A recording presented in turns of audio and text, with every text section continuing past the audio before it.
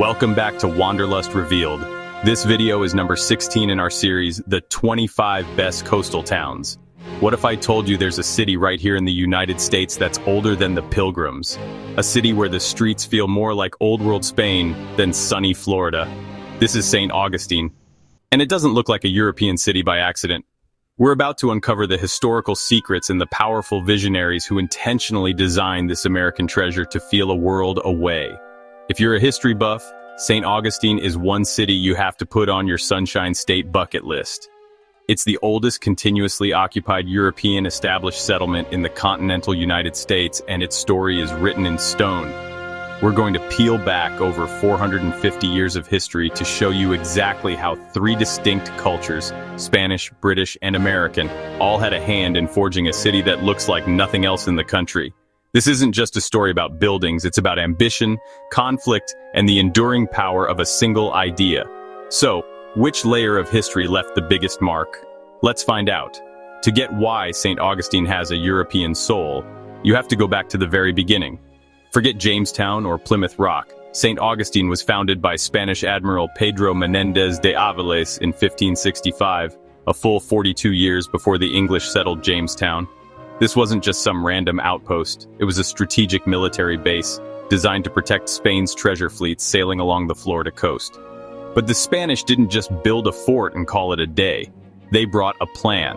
In 1573, Spain's King Philip II issued a set of 148 ordinances known as the Laws of the Indies. Think of it as the ultimate city-building guide for the New World, a manual for stamping Renaissance order onto a wild landscape. And St. Augustine is one of the clearest examples of this plan in action. At the heart of the design was the Plaza de la Constitución. Laid out by royal decree in 1573, this central square was the city's political, social, and religious core. According to the laws of the Indies, the plaza was a required feature, an open space with the most important buildings, like the governor's house and the main church, facing it. From the plaza, a grid of streets radiated outwards, creating a logical, walkable city. This wasn't organic growth, it was deliberate, top-down urban planning straight from Europe. The streets themselves were another key part of the design. They were made intentionally narrow. This wasn't just for a cozy European vibe, it was a brilliant, practical move. The tall buildings lining the narrow streets cast shade from the intense Florida sun, making life much more comfortable for everyone. This layout, with its central plaza and shady, narrow streets, still exists today and forms the very DNA of the city's European character. When you walk through the historic district, you are literally strolling through a 16th century Spanish colonial town plan. Of course, history had a plot twist. In 1763, after the 7 Years' War, a treaty was signed that handed Florida from Spain to Great Britain. Suddenly, St. Augustine, the crown jewel of Spanish Florida, was under British rule. You'd expect the new landlords to tear down the Spanish city and rebuild it in a more familiar English style. But that's not what happened. For 21 years, from 1763 to 1784, the British occupied St. Augustine. And while they made some changes, they largely kept the Spanish foundation intact. The city plan, the plaza, the narrow streets, the grid, all remained. They lived in Spanish-built houses, governed from the same buildings, and walked the same streets. When you visit a place like the González Álvarez house, often called the oldest house, you can literally see this layered history with Spanish colonial bones and British-era additions. This period is crucial because of what didn't happen. The British didn't erase the Spanish blueprint, they ended up preserving it. When Spain regained control of Florida in 1784, they found a city that was a little different but still fundamentally Spanish in its character. In a strange way, this short British period acted as a historical bridge, ensuring that the original European design survived into the next century, ready for its most dramatic transformation yet. If the Spanish laid the foundation, one American industrialist decided to build a palace on top of it. His name was Henry Flagler, a co-founder of Standard Oil with John D. Rockefeller, and he is without a doubt the single most influential figure in St. Augustine's modern history. Flagler first visited St. Augustine in the 1880s. He was unimpressed by the hotels, but saw incredible potential. He envisioned transforming this ancient city into a luxurious winter resort, an American Riviera for the nation's wealthiest families. And he had the vision and the massive fortune to pull it off. Starting in 1885, Flagler launched a building spree that would forever change the city's skyline. He didn't build generic resorts. Instead, he hired architects from the famed École des Beaux-Arts in Paris to create masterpieces in the Spanish Renaissance revival style. Flagler wanted to embrace the city's history, creating a romanticized, supercharged version of its Spanish past. The first and most breathtaking project was the Hotel Ponce de Leon, which opened in 1888.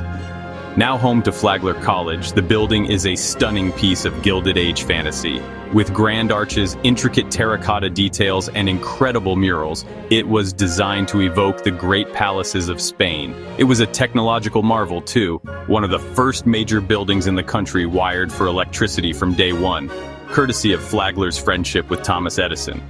Its dining hall holds the world's largest collection of Louis Comfort Tiffany stained glass windows, still in their original location. But Flagler didn't stop there. He built the Hotel Alcazar across the street, now the Leitner Museum, and bought and renovated a third, the Casa Monica. He built magnificent churches, including the Memorial Presbyterian Church in a Venetian Renaissance style. By extending his railroad to St. Augustine, he delivered wealthy northerners right to the doorstep of his new paradise. Henry Flagler didn't just build hotels, he locked in the city's European identity, wrapping its authentic colonial core in a layer of Gilded Age extravagance. It's pretty amazing how all these different historical layers came together, right? If you're geeking out on this story as much as I am, do me a favor and hit that subscribe button. We dive into unique places like this all the time, and we'd love for you to join us on the next adventure. Okay, so we've got the Spanish blueprint and Flagler's Gilded Age glow-up. But what are the specific things on the ground that make you feel like you've been transported across the Atlantic? It's all in the details. First, there's the stone. The most iconic buildings, like the mighty Castillo de San Marcos, are built from coquina. It's a naturally occurring rock made of compressed seashells and sand. The Spanish quarried it nearby, and it turned out to be a phenomenal building material. When enemy cannonballs hit the fort's walls, the soft coquina didn't shatter. It absorbed the impact like a cushion. This unique, pockmarked stone gives the city's oldest structures a rugged, ancient look you just don't see anywhere else. Next, look up. You'll see overhanging balconies, many with ornate iron railings. These are a direct import from Spanish architectural tradition. They shaded the street below and gave residents a place to catch a breeze and watch the city go by. Paired with decorative window bars called rejas, they give the whole streetscape a distinct Spanish colonial vibe. Then there are the roofs. You can't miss the terracotta tiles, a hallmark of Spanish and Mediterranean architecture. These red clay tiles aren't just beautiful, they're practical, helping keep buildings cool in the Florida heat. And hidden behind garden walls are the iconic courtyards, private green spaces that were central to Spanish home life, offering a quiet, cool retreat from the bustle of the city. Finally, you have the streets themselves. Avil Street, the oldest street in the United States, and the pedestrian-only St. George Street are perfect examples. They're narrow, winding, and made for people, not cars.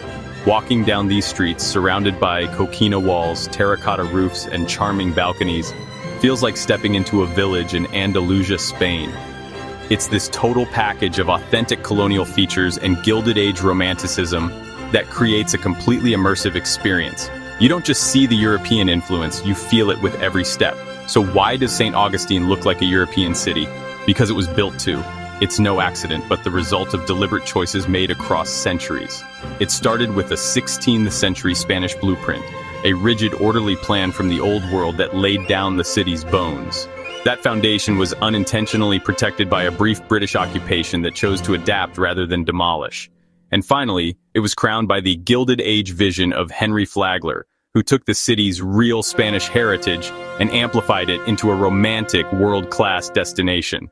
The result is a city of layers. It's a place where you can stand in a plaza, laid out by Spanish royal decree, look up at a bell tower funded by an American industrialist, and walk down a narrow street that has felt the footsteps of Spanish soldiers, British governors, and Gilded Age millionaires. It's a true architectural mosaic, a unique fusion of cultures that created a city that is both deeply American and unmistakably European. It's a living museum and a powerful reminder that America's story began long before the Mayflower. Thanks for joining us on this journey through history. What's your favorite part of St. Augustine's story? Let me know in the comments below. And if you enjoyed this video, please give it a like and subscribe for more adventures into the fascinating places that shape our world. We'll see you on the next trip.